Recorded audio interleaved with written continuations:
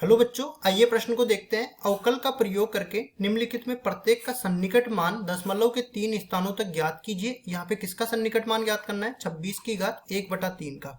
प्रश्न को हल करने से पहले इसकी मुख्य अवधारणा की चर्चा कर लेते हैं।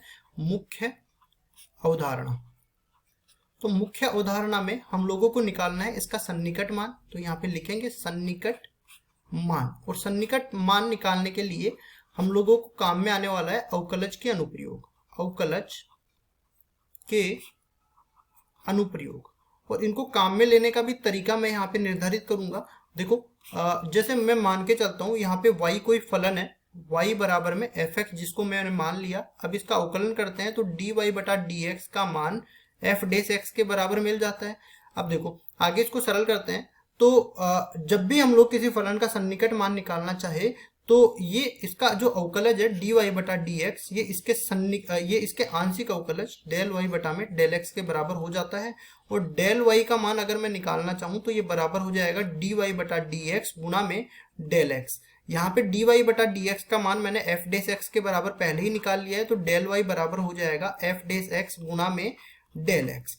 अब चलते हैं सन्निकट मान निकालने के लिए। तो देखो फलन अपने पास क्या है, यहाँ पे fx का मान तो y के बराबर है, लेकिन यहाँ पे x की जगह अगर हम x प्लस डेल x रख दे तो ये भी अपने पास जो मान आएगा उसमें भी कुछ ना कुछ परिवर्तन आ जाएगा जुड़ के। अब ये ऋणात्मक भी परिवर्तन हो सकता है, धनात्मक भी हो सकता है, ये बाद में देखेंगे कौन सा होने वाला है। तो देखो यहाँ पे हम लोग पहले तो इसको निर्धारित कर लेते हैं। fx प्लस डेल x, ये किसका मान निकालना है?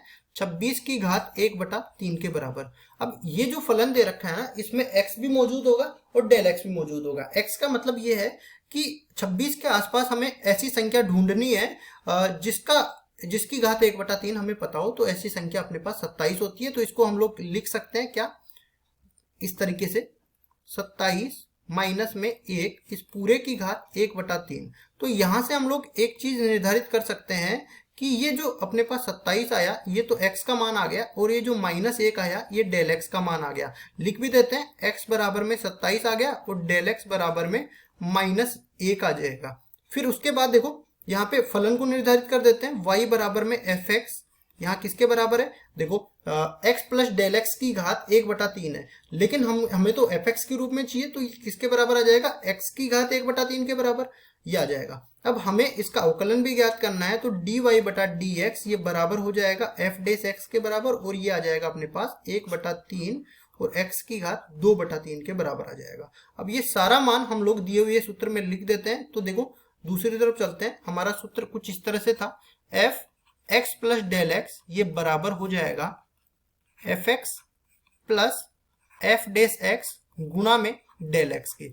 अब यहां से f x plus del x इसके बराबर था 26 की घात 1/3 के बराबर था, जो कि बराबर हो गया x की घात 1/3 प्लस 1/3 गुणा में x की घात 2/3, और डेल x का मान किसके बराबर है? डेल x का मान, इसका भी मान हम लोग आगे ही रख देंगे। तो ये 26 की घात 1/3 का मान हम लोग निकाल रहे हैं, जो कि बराबर हो जाएगा 27 की घात 1/3 प्लस 1/3 27 की घात 2/3, और इसका मान है माइनस में 1, सॉरी ये -1 दे रखा है, इसको सही कर देते हैं,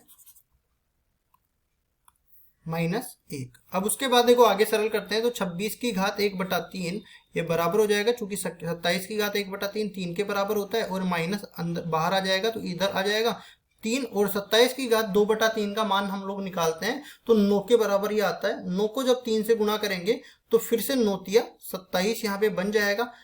आगे इसको सरल करते हैं तो 3 तो ये बन ही जाएगा, और जब हम लोग 1 में 27 का भाग दे देते हैं तो यहाँ पे देखो कितना बनने वाला है, 1/27।